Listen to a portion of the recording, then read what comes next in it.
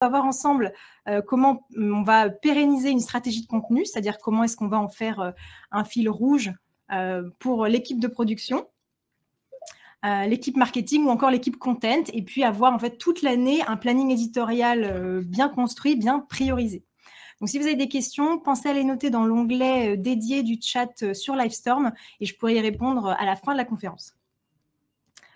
Voilà. Donc, je me présente d'abord rapidement. Donc, je suis Marine Pacotte, directrice Customer Success chez Semji, et mon équipe est en charge de l'accompagnement de nos clients sur l'application et du développement de leur stratégie de contenu.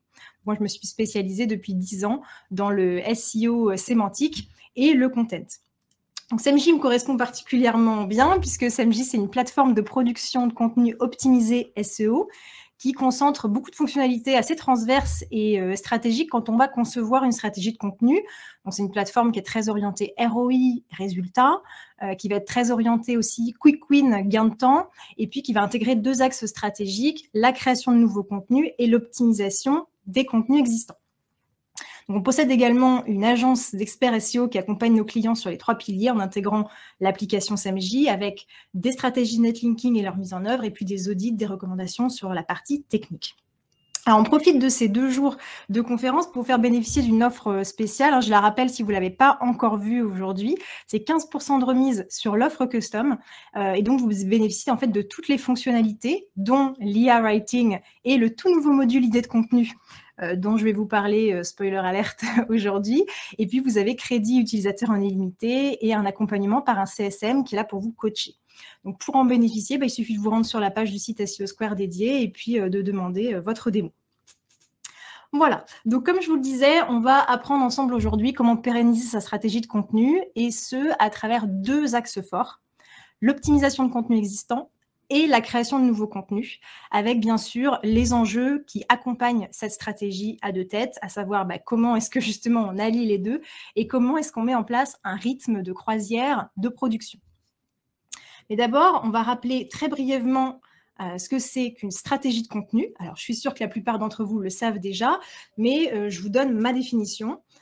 Pour moi, la stratégie de contenu, c'est un ensemble de choix et de décisions qui vise à obtenir du résultat, bien sûr, SEO pour un site web, donc que ce soit du trafic, des conversions, du chiffre d'affaires, et puis en déclinant des moyens de production spécifiques. Donc là, on a vu 2 axes, la création de nouveaux contenus, l'optimisation des contenus existants. Donc cette stratégie, elle intègre forcément les différents types de contenus en fonction de l'activité du site et puis de votre secteur, e-commerçant, site vitrine, site média, forcément vous n'avez pas les mêmes enjeux. Et cette stratégie, elle s'inscrit forcément dans une temporalité, notamment parce que la production des contenus, c'est rarement un one-shot, c'est même à proscrire. Vous devez donc impérativement la penser sur la durée et la pérenniser, c'est la penser comme un fil rouge, c'est-à-dire jamais interrompu, qui ne prend jamais fin. Voilà. Mais d'abord, est-ce que vous saviez qu'avoir un blog sur lequel on va publier du coup régulièrement du contenu, pour une entreprise, c'est synonyme de 67% de prospects en plus. Voilà, c'est assez énorme comme statistique issue d'Inispot. Et alors, pourquoi ça ? Eh bien, parce qu'en fait, une stratégie qui intègre un blog, c'est une stratégie héroïste, c'est-à-dire vraiment orientée vers des objectifs de lead et de rentabilité. On n'est pas juste là pour produire du contenu, on est là pour aller chercher du résultat. Avoir un blog, ça va vous permettre de gagner en confiance et en crédibilité, en expertise sur votre sujet auprès de votre cible. Ça vous permet aussi d'aider vos utilisateurs et vos prospects dans leur décision d'achat. En fait, vous allez accélérer leur processus grâce à vos contenus de blog. Ça vous apporte aussi une meilleure couverture, une meilleure autorité sémantique. Vous allez vous positionner sur de plus en plus de mots-clés. Ça va améliorer également votre visibilité globale sur Google, c'est-à-dire que sur vos mots-clés, vous allez gagner des positions. Et puis, forcément, ça vous rapporte des résultats concrets. Donc, on parle de gain de clics, d'augmentation de sessions, voilà, en fonction de ce que vous suivez comme indicateur. Et c'est vraiment un cercle vertueux, en fait, entre la production de contenu qui vous apporte de la visibilité et qui vous apporte des résultats qui s'influencent positivement. Voilà. Mais sachant cela, on se dit tout le monde devrait avoir un blog et pourtant, on constate qu'on a 20% des marketeurs qui ne trouvent pas le temps de créer régulièrement de nouveaux contenus pour leur blog. Et ce manque de temps, c'est vraiment l'un des principaux freins, on rencontre très souvent, et c'est d'autant plus vrai si on n'est pas équipé d'outils adaptés. Et dans ce cas, en fait, les concurrents se donnent les moyens de produire, eux, plus de contenu, et puis ils vous dépassent à la fois en quantité et en qualité. Donc parfois, vous produisez, vous faites des efforts, vous prenez le temps, mais malgré ça, certains contenus de blog ne rencontrent pas non plus les perfs que vous attendiez. On a Href qui nous dit que 9% des contenus sont invisibles aujourd'hui. Vous avez des contenus, mais ils ne servent à rien. Donc ça paraît peu, 9%, mais imaginez-le à l'échelle de votre site et de votre production en vous disant que mathématiquement, vous avez un contenu sur 10 qui est produit pour rien. Bon, ça fait un peu mal, il faut quand même se l'admettre. Donc pourquoi est-ce que ces contenus sont invisibles? Parce que parfois, ils sont mal optimisés.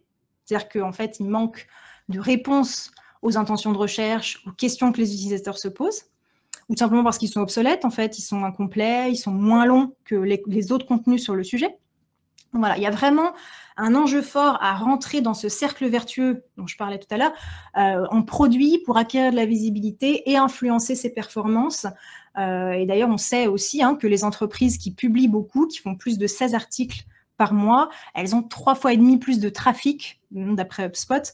Donc voilà, si vous ne déployez pas des moyens pour pérenniser votre stratégie de contenu et aller chercher vos performances, vous allez vite être dépassé par la concurrence et tout retard que vous allez accumuler va faire très mal, quoi. Donc voilà, comment je pérennise ma stratégie? Donc je rappelle mes 2 axes. J'optimise mes contenus existants régulièrement pour maximiser leurs performances, pour m'assurer qu'aucun n'est invisible et qu'ils sont tous utiles pour m'apporter des leads, des gains.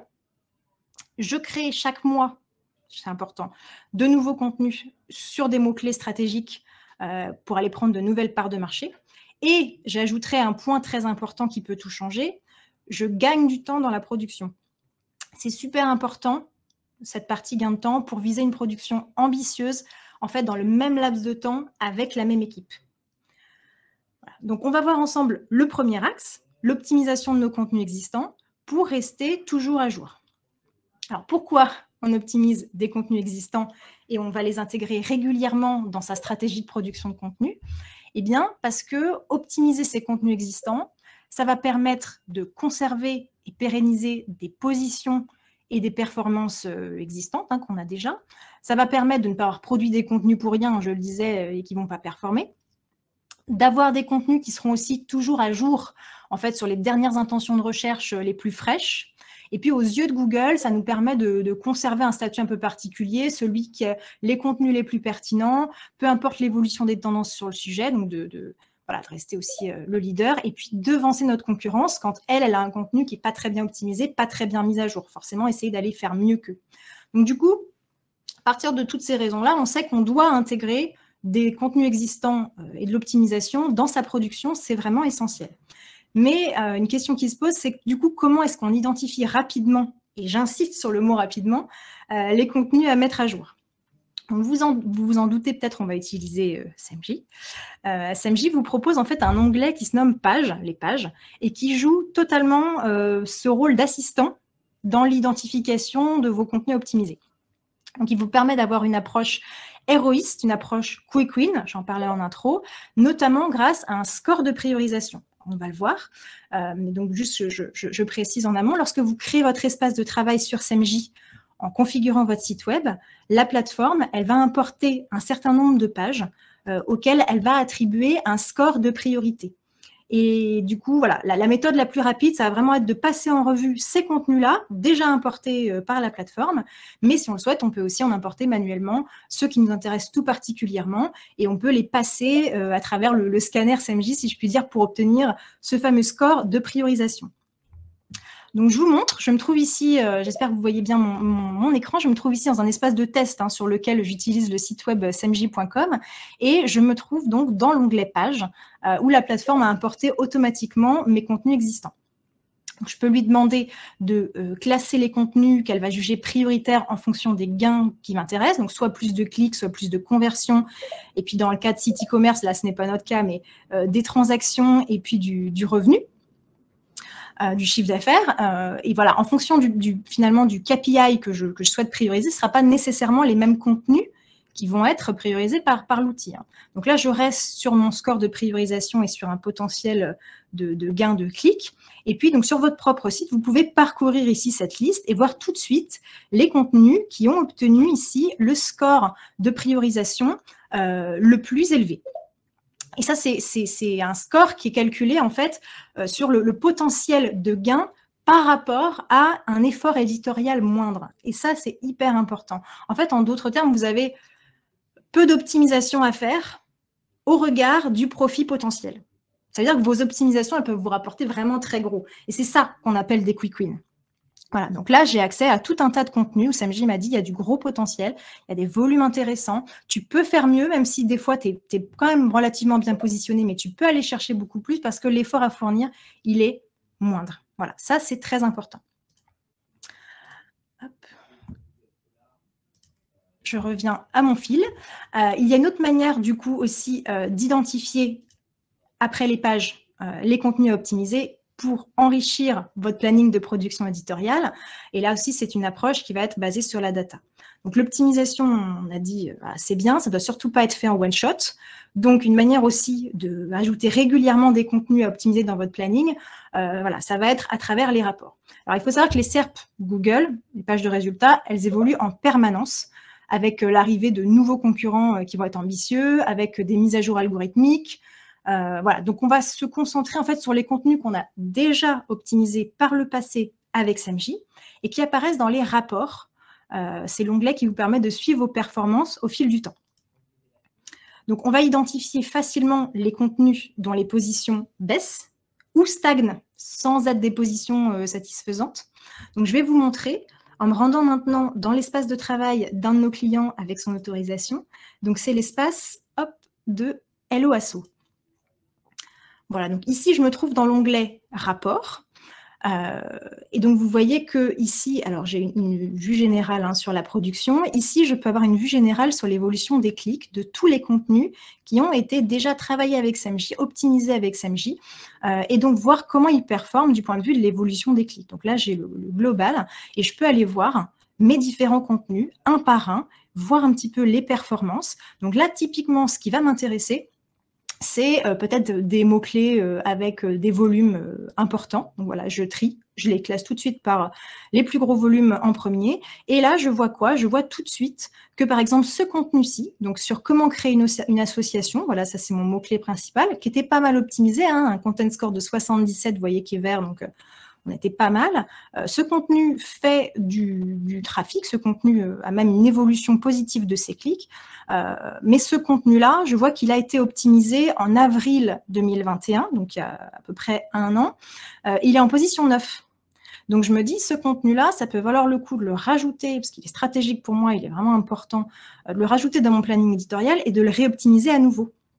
De la même manière, vous voyez que celui juste en dessous, pour le coup, il avait un content score un peu moins bon. On est en position 8 aujourd'hui, il y a quand même encore un gros volume, on a 2000 recherches par mois. Celui-ci est même en perte de trafic. Et je l'ai optimisé en janvier 2021. Donc là, il est vraiment temps d'actualiser en fait mon travail, d'actualiser le mot-clé dans la plateforme. Donc vous voyez vraiment, c'est hyper facile de jouer avec les filtres pour identifier des contenus sur lesquels on se dit, voilà, j'ai besoin de faire une petite mise à jour pour faire encore mieux. Et donc pour replanifier ce contenu, c'est tout simple. Vous cliquez dessus. Et voilà. Et là, vous allez pouvoir relancer en fait l'optimisation. On va le faire tout de suite d'ailleurs. Donc, ça me rend dans l'onglet Editor, donc l'éditeur de contenu. Ça relance l'analyse et ça va me récupérer les dernières recommandations pour améliorer mon content score. Voilà. Donc, hop, ça peut prendre quelques minutes. On va obtenir les dernières recommandations. On va voir du coup ce qu'il en est. Alors là, bonne surprise, les dernières recommandations du coup nous ont fait même augmenter notre content score, mais on va voir qu'il nous reste des choses à ajouter. Typiquement ici, on peut voir qu'on n'a pas abordé le fait de monter une association, qu'on s'intéresse aux différentes étapes, ce genre de choses. On peut très bien le faire également sur celui qu'on voyait tout à l'heure, au sujet de la fédération. C'est facile de le retrouver, il est ici. On peut retourner dessus, on peut relancer l'analyse et on peut voir les dernières optimisations à faire. Donc voilà typiquement un exemple, comment facilement replanifier des contenus qu'on a déjà travaillé avec Samji. Donc moi, ce que je vous conseille, c'est de replanifier des contenus donc les plus stratégiques pour vous tous les 6 mois minimum. Voilà, j'ai certains CSM de mon équipe qui sont même plus drastiques que moi et qui recommandent tous les 3 mois. Mais bon, bien sûr, ça dépend de la concurrence sur votre marché, ça dépend de la fraîcheur des tendances. Voilà, donc en tout cas, à faire. Et puis, quand on parle donc de la mise à jour des contenus, on disait intégrer les nouvelles recommandations qui ont été découvertes par SAMJ pour aller chercher le meilleur content score possible, mais aussi en profiter pour mettre à jour le propos et les données. Ce qu'on disait tout à l'heure, il ne faut surtout pas être obsolète, donc tous les chiffres, toutes les sources que vous citez. Et puis, ce que je voulais vous montrer aussi, c'est comment gagner du temps avec l'intelligence artificielle dans cette phase d'intégration de toutes vos nouvelles recommandations. Donc, pour ça, vraiment, utiliser l'IA. Alors, on y revient. Je retourne tout de suite, ça sera mieux. Je vais vous montrer en direct comment est-ce qu'on peut faire. Donc, vous avez la fonctionnalité d'iWriting qui se trouve ici. Donc, quand vous êtes dans un éditeur de page, bah, ici, c'est formidable. Je n'ai pas besoin d'intégrer des nouvelles choses. Je vais retourner, hop, sur mon contenu. Voilà.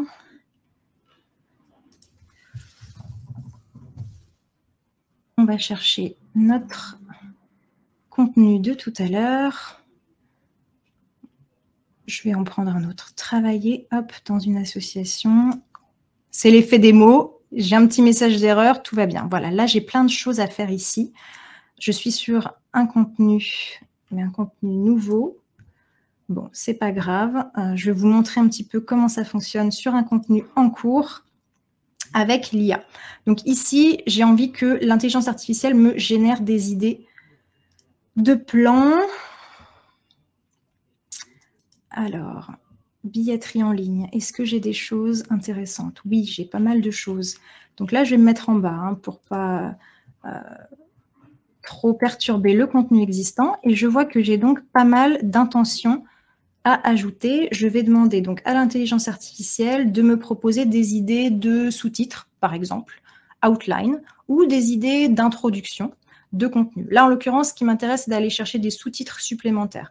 Donc, je vais cliquer sur outline et je vais voir, à partir des intentions qu'il me reste à aborder dans mon contenu, ce que l'intelligence artificielle et ce que SAMJ me propose. Ça me donne en fait des idées et je vais pouvoir du coup facilement ajouter ces idées-là dans mon contenu. Mon content score s'améliore, je n'ai plus qu'à rédiger mon paragraphe et je peux même demander à l'intelligence artificielle de rédiger déjà des petits bouts de phrases, des petits paragraphes par rapport à des termes associés, des termes de recherche que je n'ai pas encore placés dans mon champ sémantique. Donc voilà, en priorité, l'IA va rédiger d'après les recommandations qui ne sont pas validées. Donc ça, c'est parfait. Et je vous conseille vraiment de lui faire rédiger des idées en fait, pour aborder le propos de fond. Et ensuite, vous n'avez plus qu'à peaufiner en fait la tournure, vous pouvez apporter votre style, tout ce qui est aussi discours de marque, avantage concurrentiel, voilà, le discours produit ou le discours brand, l'IA, elle ne peut pas du tout les connaître, donc ça vous est propre, c'est normal. Donc voilà, vous participez, forcément, vous avez un rôle. L'IA ne remplace pas un bon rédacteur qui maîtrise son sujet. Voilà, donc forcément, grâce à ça, vous allez gagner quand même pas mal de temps, c'est vraiment l'objet et l'objectif. Et donc, en fait, vous allez pouvoir planifier l'optimisation de beaucoup plus de contenu dans votre stratégie éditoriale. Et d'ailleurs, c'est exactement ce qui se passe pour Muriel, donc de chez Groupama, qui témoigne, elle, du fait que grâce à l'outil SAMJ, elle a pu doubler la production de contenu de son équipe et que ça lui a permis d'aller chercher une croissance assez folle, plus 300% de trafic sur 12 mois. Donc, voilà, quand je vous disais que gagner du temps et augmenter sa production pour aller chercher plus de gains, c'est vraiment l'enjeu crucial. Alors voilà, je n'ai pas eu les meilleurs exemples pour la démo, mais on va en refaire une tout à l'heure et je suis persuadée que ça se passera très bien. Donc voilà, on va voir maintenant notre deuxième axe, c'est-à-dire comment intégrer les nouveaux contenus dans notre stratégie, donc toujours dans cette optique d'aller chercher plus de gains. On parle de ROI depuis tout à l'heure. Et ici, on va d'abord sécuriser nos parts de marché et après, on va aller en chercher des nouvelles. Voilà, donc pourquoi est-ce qu'on crée de nouveaux contenus très régulièrement dans sa stratégie? Eh bien, on a vu que optimiser l'existant, c'est indispensable, mais en fait, tout seul, c'est souvent pas suffisant, notamment pour faire face à certains concurrents qui vont être des gros producteurs de contenu. Eux aussi sont lancés dans la course à l'expertise, la course à la visibilité. Donc voilà, pour pérenniser sa stratégie, ça va aussi consister à créer de nouveaux contenus qui vont être autant d'opportunités d'attirer de nouveaux visiteurs sur votre site et d'en faire des clients. Donc, la création de nouveaux contenus, en fait, tout simplement, ça permet de prouver à Google que nos services, nos produits vont être toujours en accord avec les besoins, avec les intentions des internautes. Ça va permettre de renforcer notre expertise sur nos thématiques phares dans notre secteur et on va vraiment chercher en fait à devenir et à rester leader. Ne pas se faire distancer par les concurrents, j'en ai parlé. Cibler et positionner aussi notre site sur de nouvelles thématiques business porteuses. Très, très intéressant, ça. Et puis, forcément, mathématiquement, augmenter son trafic et ses gains grâce à ça, mais là, de manière assez exponentielle, grâce à la création de nouveaux contenus. Donc, du coup, la création de nouveaux contenus, ça va d'abord nous permettre de, je le disais, sécuriser nos parts de marché. C'est-à-dire, en fait, conserver l'existant. Et pour ça, on va utiliser un autre onglet de SAMJ qui s'appelle Idées de contenu et qui est tout récent, tout nouveau. Donc voilà, en fait, on veut rester le meilleur sur notre thématique. Et pour rester le meilleur, il ne faut pas se reposer sur ses lauriers. Il faut continuer à se développer sur cette thématique-là. Sinon, tôt ou tard, on va avoir un concurrent qui fera plus long, qui fera mieux que nous. Donc, si vous avez besoin d'expansion à l'intérieur d'une thématique, il faut que vous ayez le réflexe cocon sémantique. Pour mémoire, dans le cadre d'une stratégie de cocon sémantique, on va booster, je ne ferai pas toute la théorie, mais on booste une page pilier stratégique, alors pour la conversion, pour le chiffre d'affaires, en tout cas qui a des gros enjeux business pour nous, on va la booster au moyen de plusieurs autres contenus satellites qui la maillent. Voilà, donc créer des cocons sémantiques, ça fait partie en tout cas de la stratégie, et ça va impliquer d'être en veille sur les tendances autour de cette fameuse thématique, à la fois sur les sujets, mais aussi sur l'activité de la concurrence.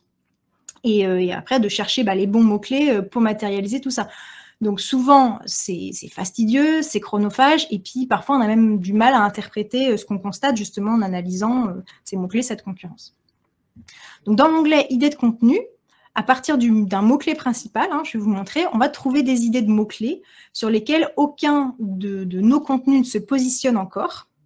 Et donc, on va analyser le contenu concurrent, l'intention du mot-clé, on va pouvoir voir si elle est informationnelle ou transactionnelle, et on va ajouter facilement nos contenus au planning dès qu'on voit qu'ils présentent un intérêt stratégique, qui peuvent servir à booster justement une de nos pages piliers.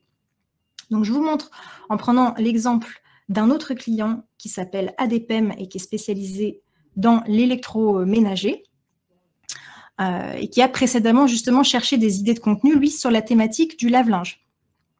Donc là, typiquement, je rentre dans sa recherche, je me retrouve avec des idées de contenu sur la thématique du lave-linge, qui est une thématique business stratégique intéressante, et je peux filtrer, je vous le disais, en fonction de l'intention de la recherche. Donc là, je peux filtrer, par exemple, sur les contenus articles, qui sont plutôt des mots-clés avec des intentions informationnelles, et je vais récupérer des idées de nouveaux contenus que je peux intégrer dans un cocon sur le lave-linge et qui vont me permettre de mailler des pages catégories stratégiques, par exemple pour la conversion, pour mes ventes de lave-linge, tout simplement.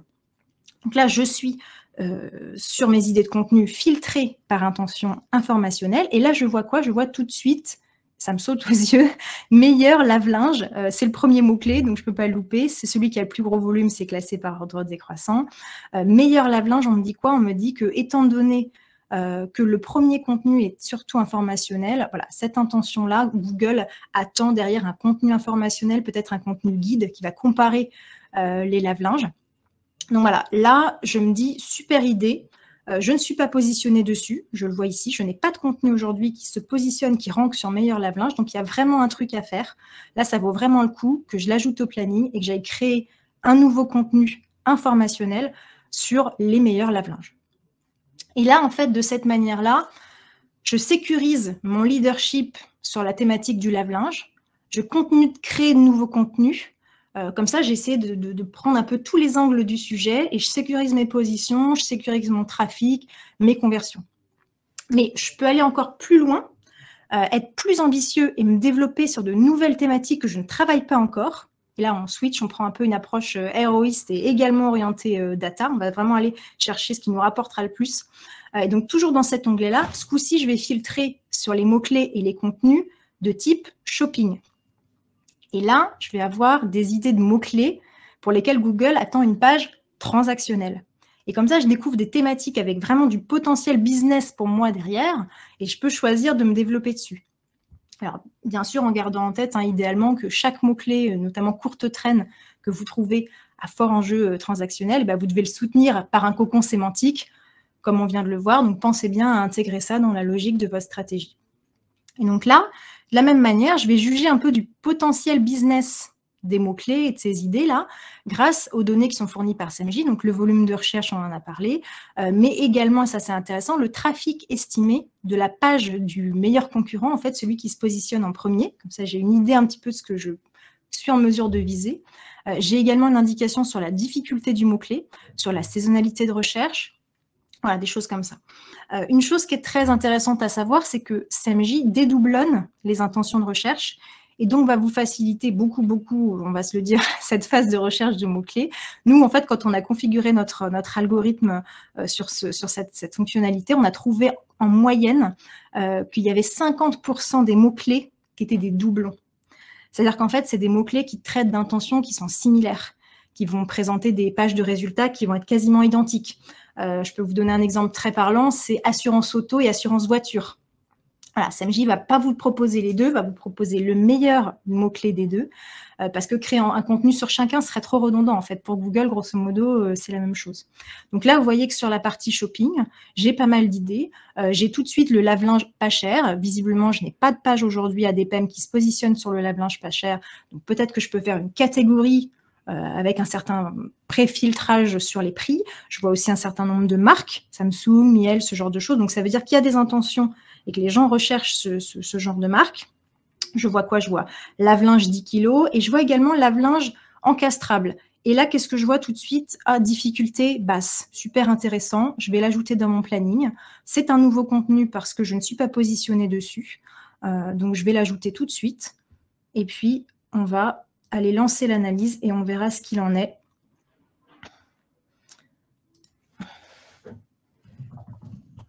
Voilà.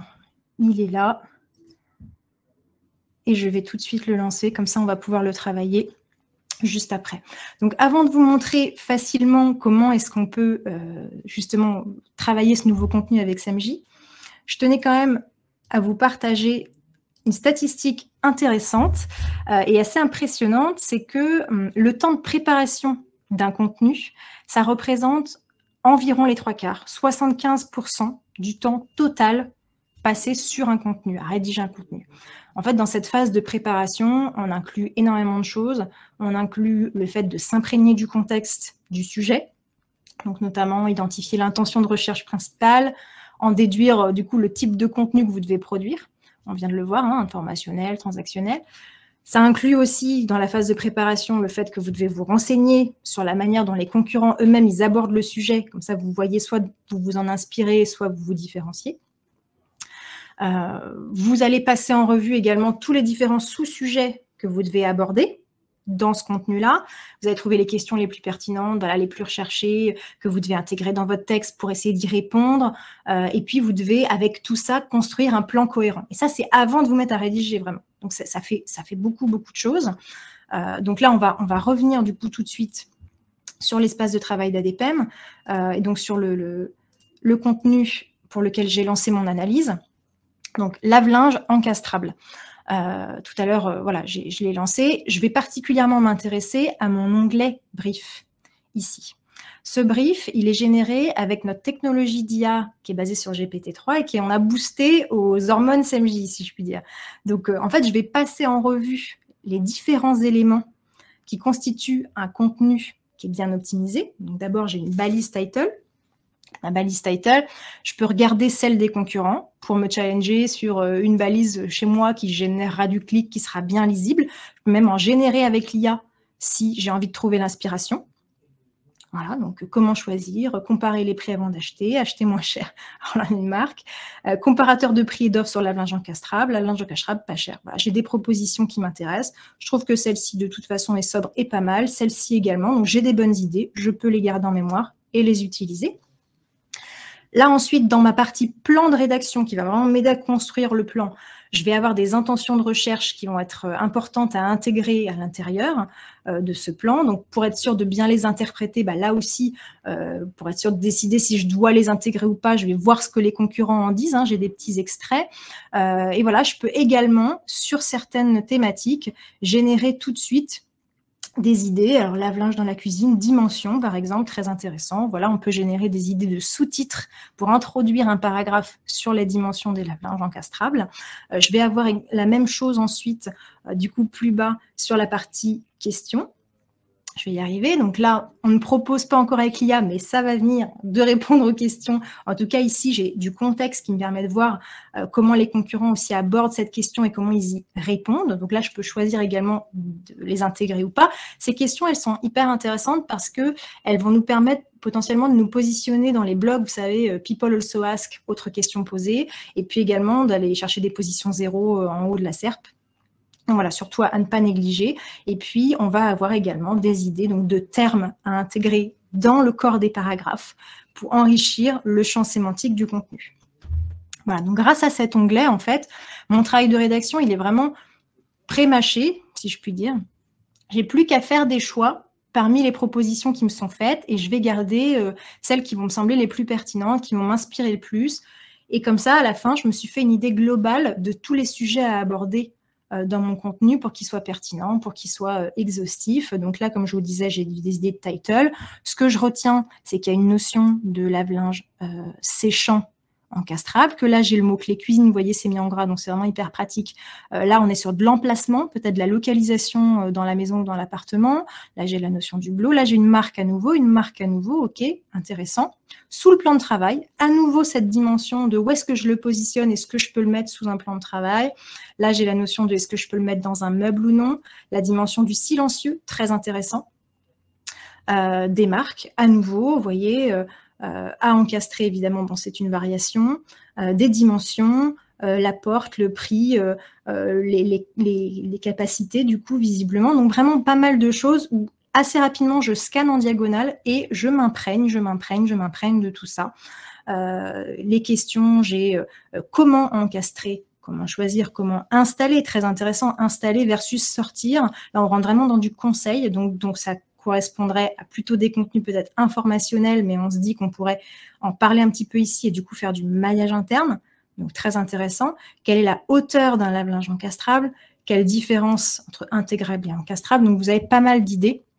Et du coup, je commence à me dire, OK, dimension, silencieux, meuble spécial ou directement sous un plan de travail, pas mal de marques en particulier, donc ça c'est super parce que j'ai certainement des pages catégories vers lesquelles je peux faire du maillage. Comment choisir, comment installer, comment le sortir. J'ai vraiment beaucoup d'idées pour aller faire un plan de contenu vraiment intéressant, quoi. Voilà, sur les dimensions, et donc du coup, on va pouvoir également là aller, comme je vous disais, générer ensuite avec l'IA tout ce qui nous intéresse. Ici, donc je vais récupérer mon title, je vais récupérer les idées éventuellement de titres que j'ai générés de l'autre côté.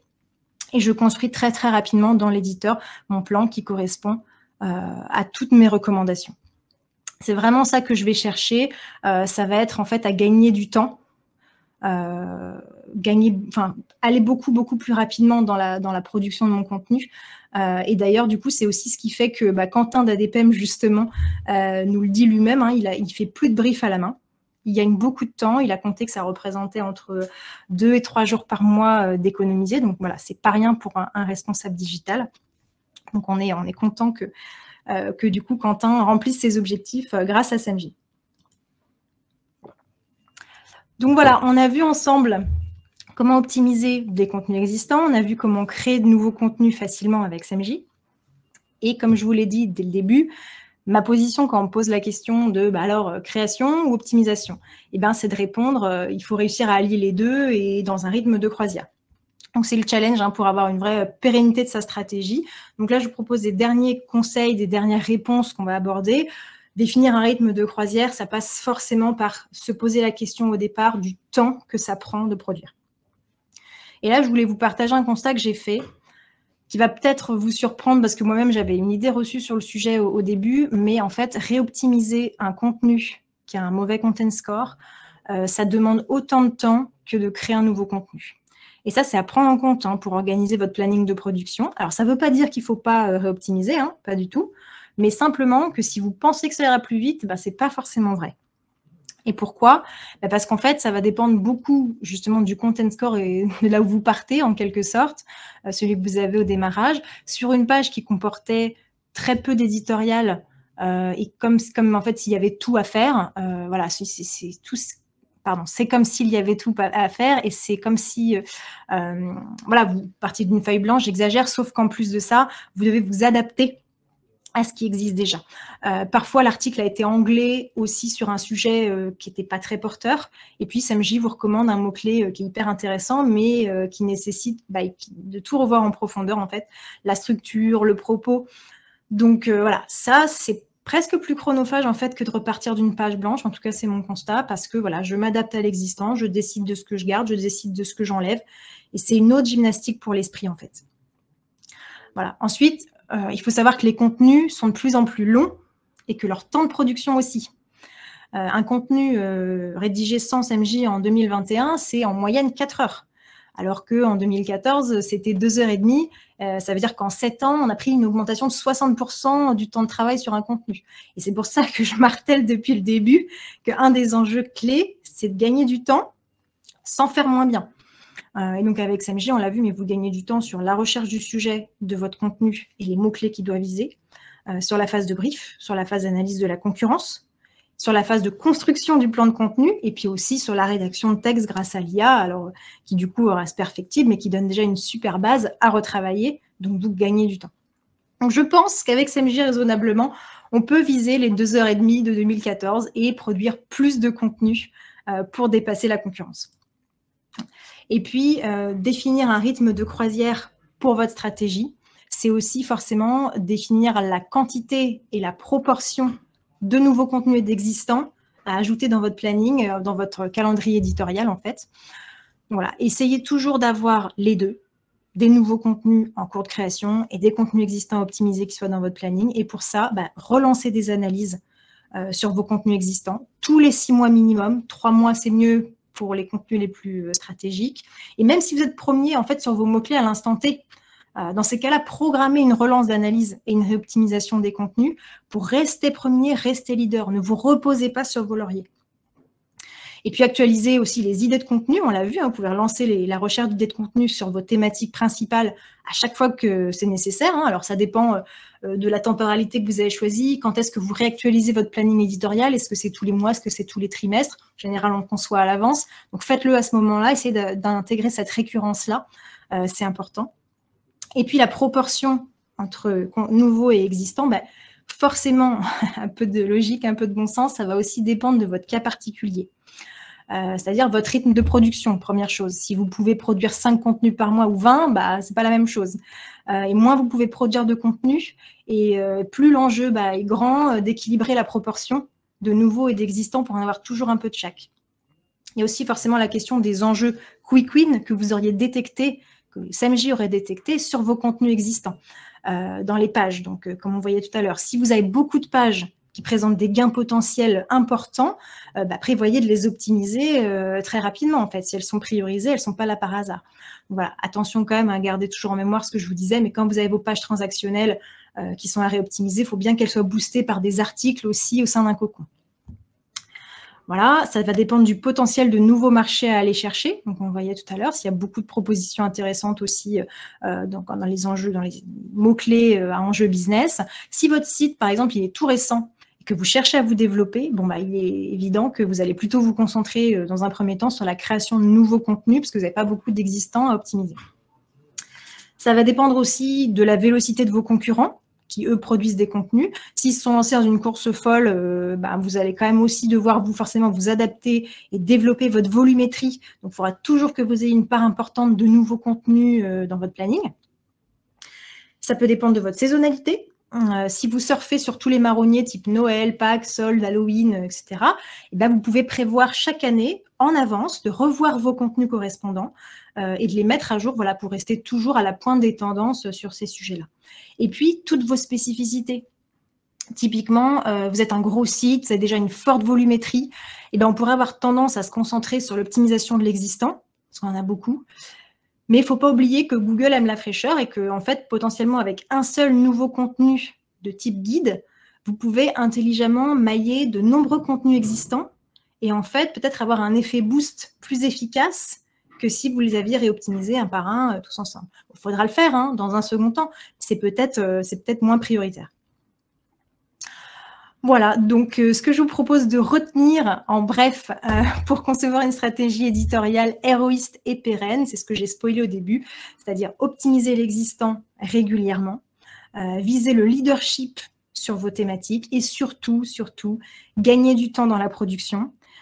Pour ça, pensez à vous outiller parce que le gain de temps, en fait, il peut être à plein d'étapes lors de la création d'un contenu. Voilà, j'ai beaucoup parlé. J'espère que ça vous a plu. On va passer aux questions. Je vais juste en profiter en les regardant pour boire un petit coup. Ça va me faire du bien. Et je suis à votre écoute. Alors, est-ce qu'il y a des questions ? Les questions chargent. Est-ce que vous en avez dans le chat ? Combien ça coûte ? Alors, nos modérateurs vont pouvoir vous aiguiller. Peux-tu expliquer la stratégie de guide ? Alors, la stratégie de guide, oui, tout à fait. Je peux en dire effectivement quelques mots. Là, je pensais notamment à des sites qui ont des enjeux très transactionnels directement sur le site. Quand vous avez des produits, en fait, quand vous êtes notamment un e-commerçant, où vous avez au moins des solutions à comparer, le guide comparatif va être très intéressant parce qu'en fait, il vous permet de répondre à tout un tas de questions assez informationnelles, en fait, ce guide. Il aide à la décision d'achat. Donc, il va répondre à des quoi, pour qui, à qui ça s'adresse, comment. Vous pouvez un peu faire les 5 W dans ces guides-là.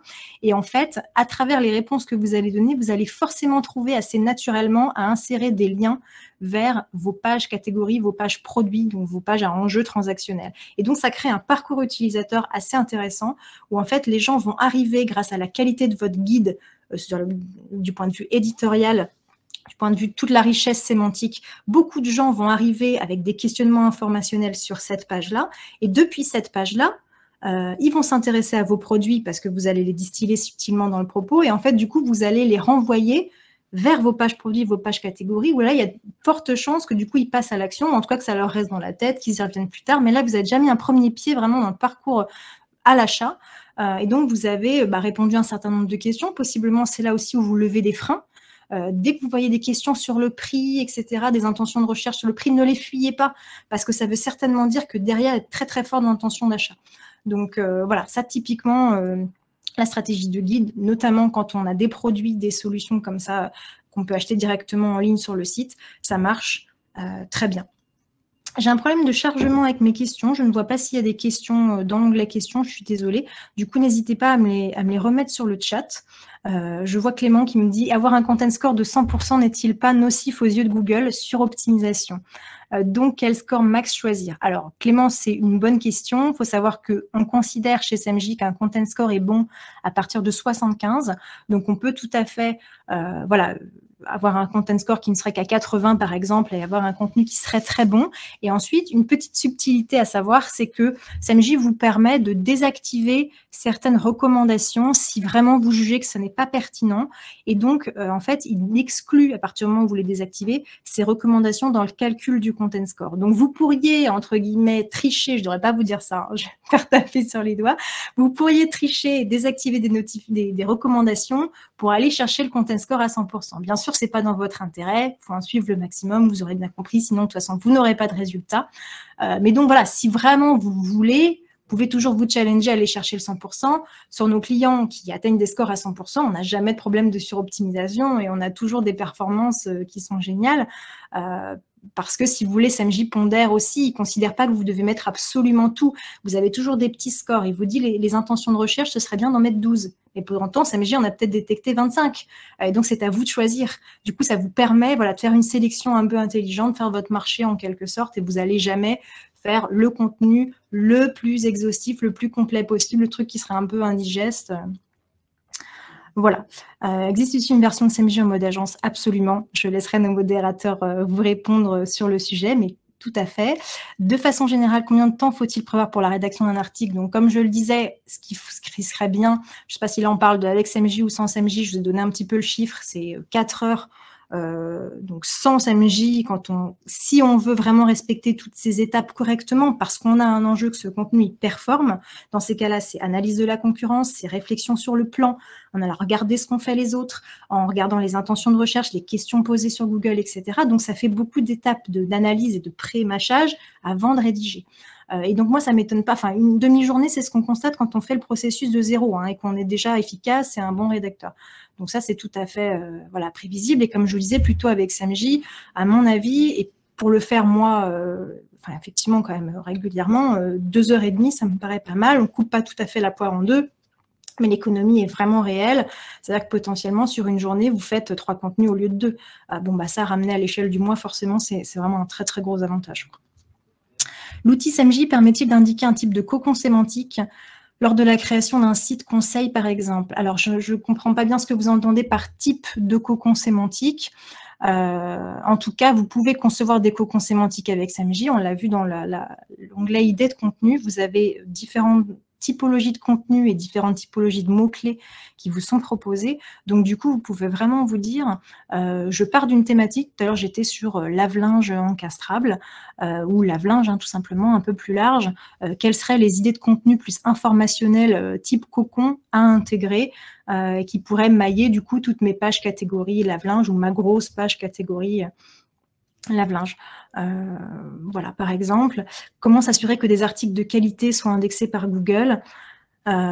Écoutez, là, on est un peu en train de demander, du coup, quels sont les critères de Google, mais les critères d'un bon contenu. Votre contenu doit être accessible, forcément, il doit être maillé, au moins depuis la page d'accueil, il faut créer un parcours juste pour que le robot y accède. Donc, forcément, il faut que votre article soit accessible quelque part. Il faut qu'il soit riche sémantiquement, forcément. Idéalement, il faut que vous ayez un propos un peu différenciant, c'est-à-dire que si vous répétez exactement la même chose que tous les autres, bon, vous manquerez un peu d'originalité. C'est pour ça que je parlais tout à l'heure de discours de marque, discours de produit. Ne négligez pas ces parties-là. C'est assez intéressant quand, au milieu d'un propos, même informationnel, vous insérez des éléments qui vous sont propres et vous arrivez à intelligemment distiller votre propos de marque. Ça peut faire une différence, donc contenu riche, mais contenu aussi un peu original, unique. Et puis voilà, le référencement, c'est plein de critères, mais en tout cas, la visibilité des contenus, ça passe par la richesse sémantique, par la qualité du maillage et du contexte sémantique des autres contenus autour de celui-ci. Voilà, et puis après, le troisième pilier SEO, de toute façon, c'est le netlinking. Donc, il faudrait aussi idéalement que vous ayez des liens depuis des sites externes, des sources externes qui pointent vers ces contenus-là et qui les recommandent. Et là, vous avez vraiment tout gagné, quoi. Quand je dis 4 heures pour un contenu en temps moyen, c'est pour un article de combien de mots? Je dirais 1500, 2000 mots, on est peut-être encore un peu plus. Ça dépend à quelle vitesse vous rédigez, mais si on sait que c'est à peu près 75% du temps. Une fois que vous avez votre plan, vous n'avez plus qu'à rédiger en quelque sorte. Donc voilà, vous pouvez mettre peut-être 1 heure, mais c'est vrai que vous avez passé au moins 2h30, 3 heures à concevoir votre contenu dans votre tête et à faire toutes les premières étapes d'analyse, quoi. Voilà, je remonte un petit peu dans le chat. On peut également créer des contenus avec une vision moins héroïste, mais qui nous permettent de nous positionner, de nous faire monter en auto et remonter sur Google. Qu'en pensez-vous?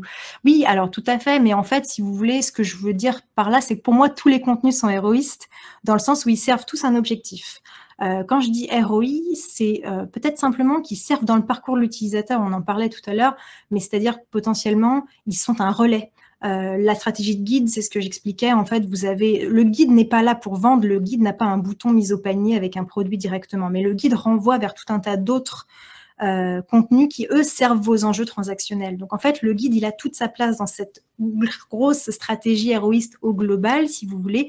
Lui, à son échelle, par contre, votre intérêt, c'est qu'il fasse du trafic. Tout simplement, qu'il ait un certain nombre de mots-clés organiques qui se positionnent, qu'il ait des très bons positionnements sur certains mots-clés spécifiques, sur des comparatifs de lave-linge, je reviens à mon exemple tout à l'heure, etc. Donc voilà, vous avez forcément une vision héroïste, si vous voulez, qui est globale, même si effectivement, à l'échelle de chaque contenu, vous avez fortement des micro-stratégies, des micro-enjeux qui vont être un petit peu différents, mais qui se complètent bien.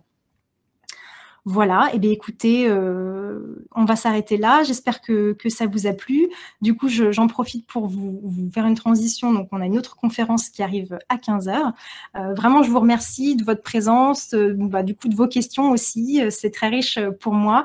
Et puis, pour ceux qui n'auraient pas pu écouter la conférence en entier, vous aurez un replay d'ici quelques jours sur notre site et vous recevrez un email qui vous en informera. Et puis là, d'ici quelques minutes, dans 4 minutes, vous allez avoir un email justement pour la conférence suivante avec vos liens d'accès. Et voilà, écoutez, j'espère que ça vous a plu. Je vous dis à ce soir pour ceux qui resteront jusqu'au bout. Et puis, profitez bien de la suite de notre programme. Voilà. Merci beaucoup, c'était un plaisir. Bonne fin de journée.